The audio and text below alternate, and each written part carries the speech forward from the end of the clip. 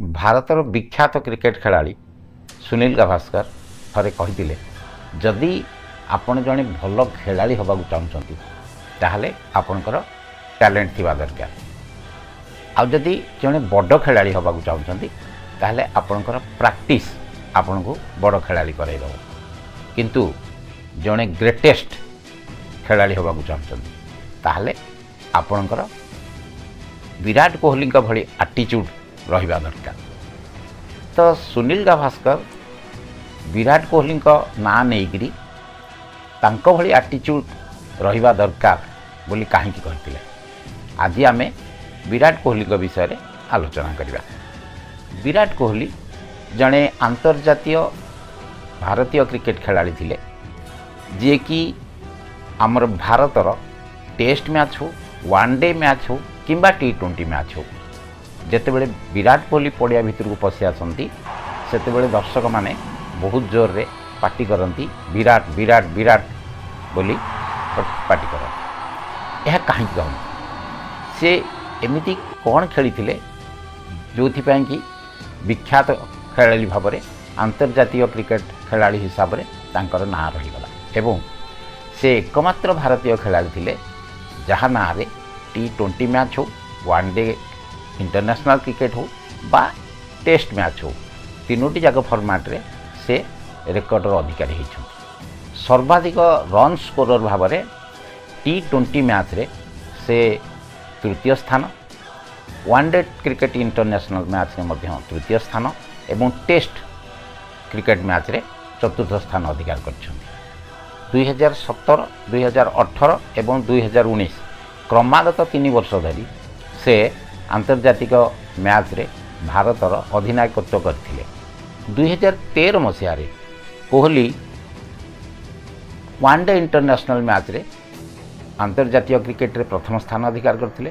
2015ରେ T20 ମ୍ୟାଚ୍ରେ ମଧ୍ୟ ଆନ୍ତର୍ଜାତିକ କ୍ରିକେଟରେ ପ୍ରଥମ ସ୍ଥାନ ଅଧିକାର କରିଥିଲେ ଏବଂ 2018ରେ ଟପ୍ ଟେଷ୍ଟ ବ୍ୟାଟ୍ସମ୍ୟାନ୍ ହିସାବରେ ମଧ୍ୟ ପ୍ରଥମ ସ୍ଥାନ ଅଧିକାର କରିଥିଲେ।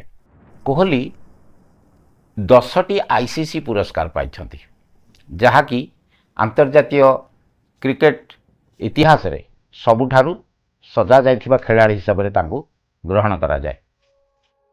ସେ 2012, 2017, 2018 ଏବଂ 2023 ଚାରିଥର ICC ୱାନ୍ ଡେ ଇଣ୍ଟରନ୍ୟାସନାଲରେ ପ୍ଲେୟର ଅଫ୍ ଦି ଇୟର ହିସାବରେ ମଧ୍ୟ ପୁରସ୍କାର ପାଇଛନ୍ତି। ସେ ତାଙ୍କ ନାମରେ ଦ୍ୱିତୀୟ ତଥା ସର୍ବାଧିକ player of the match and player of the series ପୁରସ୍କାର ମଧ୍ୟ ସେ ପାଇଛନ୍ତି ଏବଂ T20, ୱାନ୍ ଡେ ଇଣ୍ଟରନ୍ୟାସନାଲ୍ ଏବଂ ଟେଷ୍ଟ ମ୍ୟାଚ୍ ତିନୋଟି ଯାକ ଫର୍ମାଟ୍ରେ ମଧ୍ୟ ସେ ପୁରସ୍କାର ଲାଭ କରିଛନ୍ତି ଏବଂ ଭାରତୀୟ ଜାତୀୟ ସ୍ତରରେ ମଧ୍ୟ 2013ରେ ସେ ଅର୍ଜୁନ ପୁରସ୍କାର ପାଇଥିଲେ, 2017ରେ ପଦ୍ମଶ୍ରୀ ପୁରସ୍କାର ଏବଂ 2018ରେ ଭାରତର ସର୍ବୋଚ୍ଚ ଖେଳ ପୁରସ୍କାର ଖେଳ ରତ୍ନ ପୁରସ୍କାର ମଧ୍ୟ ସେ ପାଇଛନ୍ତି। 2018 ମସିହାରେ ବିଖ୍ୟାତ ଟାଇମ୍ ମାଗାଜିନ୍ ତାଙ୍କୁ ପୃଥିବୀର 100 ପ୍ରଭାବଶାଳୀ ବ୍ୟକ୍ତିଙ୍କ ହିସାବରେ ମଧ୍ୟ ତାଙ୍କୁ ନାମିତ କରିଥିଲା ଏବଂ 2024 T20 ୱାର୍ଲଡ କପ୍ ମ୍ୟାଚ୍ରେ ଜିତିବା ପରେ ବିରାଟ କୋହଲି T20 ମ୍ୟାଚ୍ରୁ ଅବସର ଗ୍ରହଣ କରିଛନ୍ତି। ବର୍ତ୍ତମାନ ସେ କେବଳ ୱାନ୍ ଡେ ଇଣ୍ଟରନ୍ୟାସନାଲ୍ ଏବଂ ଇଣ୍ଟରନ୍ୟାସନାଲ୍ କ୍ରିକେଟ ମ୍ୟାଚ୍ରେ ଟେଷ୍ଟ ମ୍ୟାଚ୍ରେ ଖେଳୁଛନ୍ତି। ଏବେ ଆସନ୍ତୁ ଦେଖିବା ବିରାଟ କୋହଲିଙ୍କ ଭିତରେ ଏଭଳି କ'ଣ ସବୁ ଗୁଣ ରହିଥିଲା ଯାହାକି ତାଙ୍କୁ ଏକ ବିଖ୍ୟାତ କ୍ରିକେଟ ଖେଳାଳି ହିସାବରେ ଗଢ଼ି ତୋଳିଥିଲା।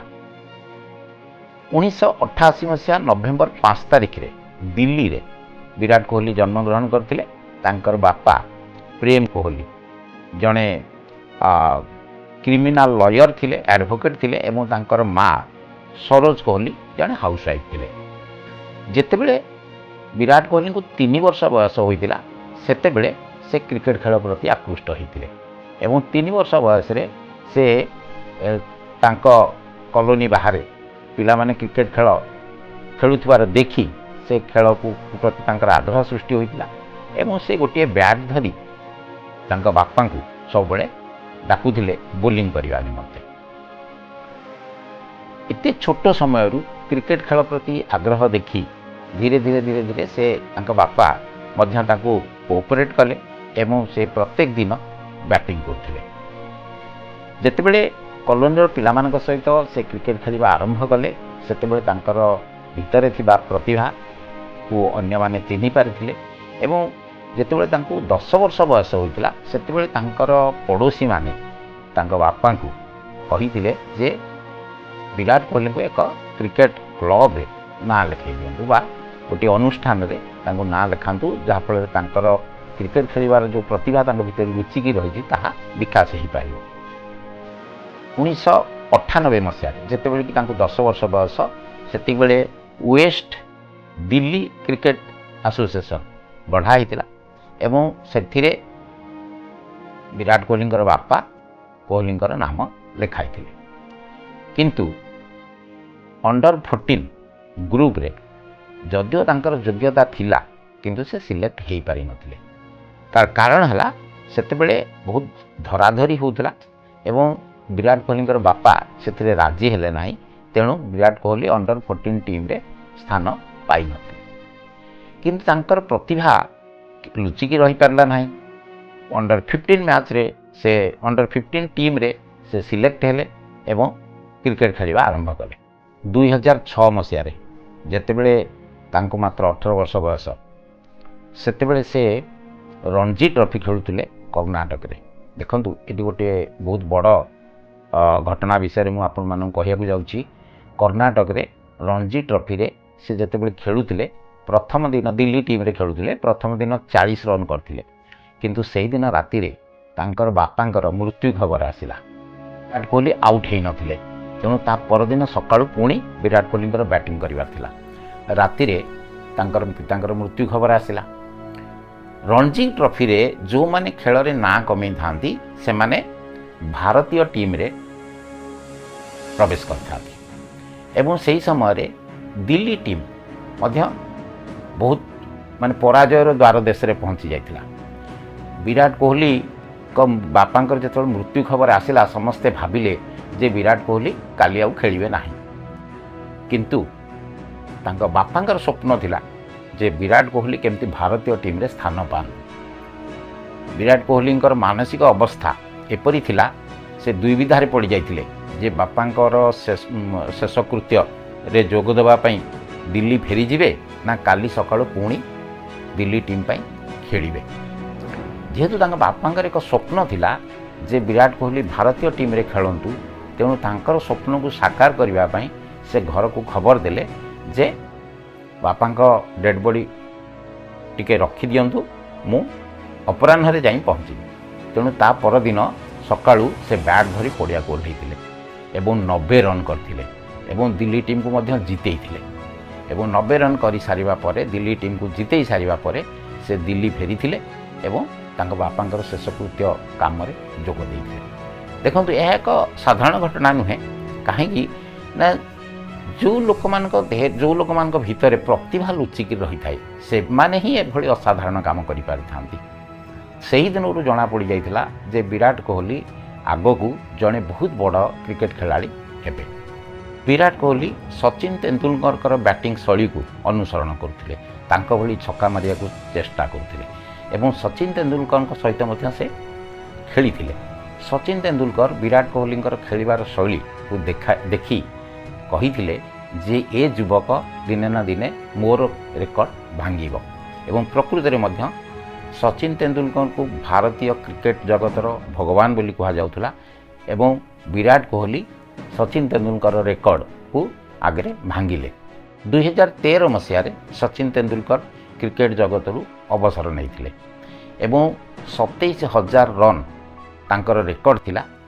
से 623 इनिंग्स रे 27,000 रन करथिले जहाकू विराट कोहली 594 इनिंग्स रे ताहा को अतिक्रम करी तांकर रेकर्ड भांगिथिले। कोहली इंटरनेशनल क्रिकेट मैच रे मोट 81 सेंचुरी करथिले एवं ता भितर 7टी डबल सेंचुरी मध्य रही। टेस्ट मैच रे 30टी सेंचुरी करछंती जहाँ भितर 7टी डबल सेंचुरी रही। वन डे इंटरनेशनल क्रिकेट रे 50टी सेंचुरी करछंती एवं T20 मैच रे गोटे सेंचुरी करछंती। जेतेबेले सचिन तेंदुलकर को गॉड ऑफ क्रिकेट कहा जाउथला, क्रिकेट खेलर भगवान बोली कहा जाउथला, सेतेबेले विराट कोहली को गोट बोली कहा जाए। GOAT greatest of all time cricket बोली तांको कहा जाउथला। बर्तमान आमे तांकर को गुण गुड़िक तांको एते बड़ ना कमेबारे साहाय्य करथिला। आमे बर्तमान से विषय आलोचना करिया। प्रथम गुणटी हला कंसिस्टेंसी इन प्रैक्टिस। देखो जितेबाला से पिला थिले सेतेबेले से सकाळे 3 घंटा प्रैक्टिस करथिले, तापर स्कूल जाउथिले एवं स्कूल आसी पुणी 4 घंटा प्रैक्टिस करथिले, माने दिन को 7 घंटा प्रैक्टिस से करथिले। प्रैक्टिस रे पूरा कंसिस्टेंसी रहितिला तांकर। एमिति कोनोसी दिन नाही जो दिन से प्रैक्टिस करी नाहांती, कोनोसी छुट्टी नाही, कोनोसी बुलाबुली नाही, किछि नाही। सकाळू 3 घंटा प्रैक्टिस करिवे, तापर स्कूल जिवे, पुणी स्कूल रु फेरिकरी संध्या बेले 4 घंटा प्रैक्टिस करिवे। Continuously 7 hours practice daily. यह तांको जने बड़ खेलाड़ी रूपे ठिया करैतिला। दुई रे चरित्र कैरेक्टर। कैरेक्टर रे तांकर चरित्र रे बहुत विनम्रता भरी रहितिला एवं से विनम्रतार सहित समस्त सहित कथा होउतिले, व्यवहार करथिले, किंतु पड़िया से बहुत आग्रेसिव थिले, आक्रमणात्मक थिले। यही आक्रमणात्मक गुण जोगु तांकर बहुत जिद थिला, जीतने का जीत माने जीतिबार जिदी तांकर बहुत थिला। तेणु से पड़िया बहुत आग्रेसिव खेलुवा समय से बहुत आग्रेसिव होते, से बहुत समालोचना करा जाउथिला एवं से जने रागी व्यक्ति बोली समस्ते भाबुथिले, अहंकारी व्यक्ति बोली समस्ते भाबुथिले, किंतु प्रकृत रे ताहा ठीक नथिला। से खेल पई आग्रेसिव थिले, जेमती हेले हमको जीतबा पड़ो, आम देश को जितेबा पड़ो। तेणु देश पई से बहुत निजको गर्व अनुभव करथिले एवं देश किभଳି जितिबो, भारत किभଳି जितिबो सेथिपई से खेलुथिले। फिजिकल फिटनेस प्रति से बहुत ध्यान दउथिले। प्रत्येक दिन से जिम जाउथिले, कठिन परिश्रम करथिले, एक्सरसाइज करथिले, जहाँ फल से तांको शरीर को केमती उपयुक्त करके रखिबे खेलिबा पई सेथि प्रति से बहुत ध्यान दउथिले। ता सहित खाद्य प्रति मध्य से बहुत ध्यान दउथिले एवं किछि दिन परे से मांस खाइबा छाड़ी देथिले, निरामिषासी हो जाइथिले, वेजिटेरियन खाद्य खाउथिले, किंतु यह तांकर आंगुठी उपरे प्रभाव पकाइला। जेहेतु से बैटिंग करुथिले, बैट्समैन थिले एवं तांकर हातर आंगुठी बैटिंग करिया पई बहुत निहाती दरकार, सेथिपई से पछरे क्षीर जातीय खाद्य एवं अंडा मध्य खाइले। वर्तमान पर्यंत मध्य से क्षीर जातीय खाद्य, दुग्ध जातीय खाद्य और अंडा खाउछंती एवं वेजिटेरियन परिबा, कंचा परिबा उपरे से बहुत ध्यान दियंती, खाइबा उपरे से बहुत यत्नशील। आ गोटे गुण तांकर थिला कंट्रोल ऑफ माइंड, स्टेबल। जिते बड़ परिस्थिति आसु से परिस्थिति को विचार करी, ताको विश्लेषण करी आगो को किभଳି खेलिबा को पड़िबो तार निष्पत्ति से नियंती एवं सेही अनुसार तांकर सहकर्मी मानकु मध्य उपाय दियंती। तेणु ये जो स्टेबल माइंड बहुत कि जिते खेल चली था पड़िया ना, बहुत लोक खेलाड़ी मानकु चिड़ाती एवं अपर पक्षर बोलिंग दल जे बोलिंग कर भारतर जो विपक्ष दल से बहुत कमेंट करती, किंतु से सब को मन को न नहीं, टेंशन न नहीं से खेली चलती एवं से सब बेले जेकोसी प्रतिपक्ष दलर कमेंट को तांको बैट रे जवाब दियंती। जेतेबेले से भारतर अधिनायक थिले सेतेबेले तांकर ओनरशिप मेंटालिटी, प्रतिनिधित्व करिवार जो मेंटालिटी तांकर थिला एवं सेही अनुसार से निजको सबू रिस्क निजको नहीं, निज आड़ को नहीं प्रति तांकर सहकर्मी मान को डायरेक्शन दियंती, किभଳି भाବରେ खेलिବାକୁ पड़िबो, किभଳି भाବରେ हमको जीतिବାକୁ पड़िबो, सेही हिसाब से निजे रिस्क नहीं सब काम करती। तेणु यह तांको जड़े भारतर प्रति अधिनायक भाव से विख्यात होते एवं जितेबाला विराट कोहली पड़िया को ओह्लाउथिले सेतेबेले अन्यान्य बोलर माने मध्य डरुथिले तांको बोलिंग करिया पे। क्रिकेट खेल छड़ा से बहुत व्यवसाय सहित संपृक्त। देखिथिबे से जेतेबेले ବ୍ୟାଟ୍ ଧରିଥାନ୍ତି ସେ ବ୍ୟାଟ୍ରେ MRF ଲେଖା ହେଇଥାଏ। MRF କମ୍ପାନୀ ତା'ର ବିଜ୍ଞାପନ ପାଇଁ ତାଙ୍କୁ ବର୍ଷକୁ 12 କୋଟି ଟଙ୍କା ଦେଇଥାଏ। ଏହିଭଳି ଭାବରେ ଅନ୍ୟ ବହୁତ ଗୁଡ଼ିଏ କମ୍ପାନୀ ସହିତ ସେ ସମ୍ପୃକ୍ତ ଏବଂ ବ୍ୟବସାୟରୁ ମଧ୍ୟ ସେ ବହୁତ ପଇସା ରୋଜଗାର କରନ୍ତି। ପୃଥିବୀର ଧନୀ ଖେଳାଳିଙ୍କ ଭିତରେ ମଧ୍ୟ ସେ ଜଣେ ଅନ୍ୟତମ ଖେଳାଳି ଏବଂ ଏହି ବ୍ୟବସାୟ ମାଧ୍ୟମରେ ବ୍ୟବସାୟର ଆଡ଼ଭର୍ଟାଇଜମେଣ୍ଟ ପାଇଁ ଯେତେବେଳେ ସୁଟିଂ ହେଉଥିଲା ସେତିକିବେଳେ ତାଙ୍କର ଅନୁଷ୍କା ଶର୍ମାଙ୍କ ସହିତ କ୍ଲିଅର ସାମ୍ପୋର ଆଡ଼ଭର୍ଟାଇଜମେଣ୍ଟ ପାଇଁ ଡକୁମେଣ୍ଟାରୀ ଫିଲ୍ମ ସୁଟିଂ ହେଉଥିଲା। ସେତିକିବେଳେ ସେ ଅନୁଷ୍କା ଶର୍ମାଙ୍କ ସହିତ ତାଙ୍କର ସାକ୍ଷାତ ହୋଇଥିଲା ଏବଂ ସେହିଦିନ ଠାରୁ ତାଙ୍କ ସହିତ ତାଙ୍କର ସମ୍ପର୍କ ବଢ଼ିବାକୁ ଲାଗିଲା ଏବଂ ପରେ ସେ ଅନୁଷ୍କା ଶର୍ମାଙ୍କୁ ମଧ୍ୟ ବିବାହ କରିଥିଲେ। 2013 ମସିହାରେ ସେ ବିରାଟ କୋହଲି ଫାଉଣ୍ଡେସନ୍ ନାମରେ ଏକ ଅନୁଷ୍ଠାନ ଗଢ଼ିଥିଲେ ଯାହା ଦଳିତ ବଞ୍ଚିତ ପିଲାମାନଙ୍କୁ ସାହାଯ୍ୟ କରିବା ପାଇଁ ଉଦ୍ଦିଷ୍ଟ ଥିଲା ଏବଂ ସେହି ମାଧ୍ୟମରେ ମଧ୍ୟ ସେ ଦଳିତ ବଞ୍ଚିତ ପିଲାମାନଙ୍କୁ ମଧ୍ୟ ଆଜି ପର୍ଯ୍ୟନ୍ତ ସାହାଯ୍ୟ କରି ଆସୁଛନ୍ତି। 2017 ମସିହାରେ ସେ ଆଥଲେଟିକ୍ ଡେଭଲପମେଣ୍ଟ ପ୍ରୋଗ୍ରାମ ନାମରେ ଏକ ପ୍ଲାଟଫର୍ମ ପ୍ରତିଷ୍ଠା କରିଥିଲେ ଯାହାଦ୍ୱାରା ଭାରତର ଯୁବ ଖେଳାଳିମାନଙ୍କୁ ମଧ୍ୟ ସେ ପ୍ରୋତ୍ସାହିତ କରି ଆସୁଛନ୍ତି। ତାଙ୍କୁ ଟ୍ରେନିଂ ଦେବା, ବିଭିନ୍ନ ଖେଳରେ ଭାଗ ନେବା ଏବଂ ବିଭିନ୍ନ କମ୍ପିଟିସନ୍, ନ୍ୟୁଟ୍ରିସନ୍ ଏବଂ ସେମାନଙ୍କର ଫିଟନେସ୍ ପାଇଁ ମଧ୍ୟ ସେ ସାହାଯ୍ୟ କରି ଆସୁଛନ୍ତି। 2020 ମସିହାରେ କୋଭିଡ୍-19 ସମୟରେ ବିରାଟ କୋହଲି ଏବଂ ତାଙ୍କର ପତ୍ନୀ Anushka Sharma prime minister cares ଫଣ୍ଡକୁ ଏବଂ ମହାରାଷ୍ଟ୍ରର ଚିଫ୍ ମିନିଷ୍ଟର ରିଲିଫ୍ ଫଣ୍ଡକୁ ମଧ୍ୟ ବହୁତ ଧନ ଦାନ କରିଥିଲେ ଯାହାଫଳରେ କୋଭିଡ୍ ସମୟରେ ତାହା ଭାରତୀୟ ଲୋକମାନଙ୍କୁ କାମରେ ଆସିଥିଲା, ଭାରତୀୟ ଲୋକମାନଙ୍କୁ ସାହାଯ୍ୟ ମିଳିଥିଲା। ଜୀବଜନ୍ତୁମାନଙ୍କର ଚିକିତ୍ସା ସେବା ପାଇଁ ମଧ୍ୟ ବିରାଟ କୋହଲି ବହୁତ ସାହାଯ୍ୟ କରିଥାନ୍ତି।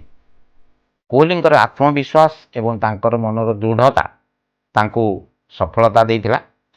ଆଜି ଆମେ ବିରାଟ କୋହଲିଙ୍କ ଉପରେ ବହୁତ କିଛି ଆଲୋଚନା କଲେ ଏବଂ ତାଙ୍କର ଯେଉଁ ଗୁଣଗୁଡ଼ିକ ବିଷୟରେ ଆମେ ଆଲୋଚନା କଲେ ସେ ଗୁଣଗୁଡ଼ିକୁ ଯଦି ଆମେ ପ୍ରକୃତରେ ଗ୍ରହଣ କରିପାରିବା ଏବଂ ତାକୁ ଆମେ ଫଲୋ କରିବା ଯେମିତିକି କ୍ୟାରେକ୍ଟର, ଆଗ୍ରେସିଭ୍ ନେଚର୍ ଏବଂ କନସିଷ୍ଟେନ୍ସି ଇନ୍ ପ୍ରାକ୍ଟିସ୍, ଏହି ଗୁଣଗୁଡ଼ିକୁ ଯଦି ଆମେ ଆମ ଜୀବନରେ ପ୍ରତିପାଦନ କରିବା ତେବେ ଆମେ ମଧ୍ୟ ଆମ ନିଜ ଜୀବନର ଗତିକୁ ବଦଳାଇ ଦେଇପାରିବା ଏବଂ ଆମେ ଯାହା ଚାହୁଁଛେ ସେ କାମରେ ଆମେ ସଫଳ ହୋଇପାରିବା। ଆଶା କରୁଛି ଏ ବିଷୟଟି ଆପଣମାନଙ୍କୁ ନିଶ୍ଚିତ ଭାବରେ ପସନ୍ଦ ଲାଗିଥିବ। ଯଦି ଆପଣମାନଙ୍କୁ ଏହା ପସନ୍ଦ ଆସିଛି ତେବେ ଭିଡ଼ିଓଟିକୁ ଆପଣମାନେ ଲାଇକ୍ କରନ୍ତୁ, ସେୟାର କରନ୍ତୁ। ଯଦି କେହି ନୂତନ ବନ୍ଧୁ ଏହାକୁ ଦେଖୁଛନ୍ତି ତେବେ ମୋର ଚ୍ୟାନେଲ୍ ଡିଜିଟାଲ ସକ୍ସେସ୍ ପଏଣ୍ଟକୁ ସବସ୍କ୍ରାଇବ୍ କରନ୍ତୁ, ବେଲ୍ ଆଇକନ୍କୁ ଦବାନ୍ତୁ ଯାହାଫଳରେ ମୋର ଆଗାମୀ ପ୍ରତ୍ୟେକ ଭିଡ଼ିଓ ଆପଣମାନଙ୍କ ପାଖକୁ ପ୍ରଥମେ ଆସିପାରିବ।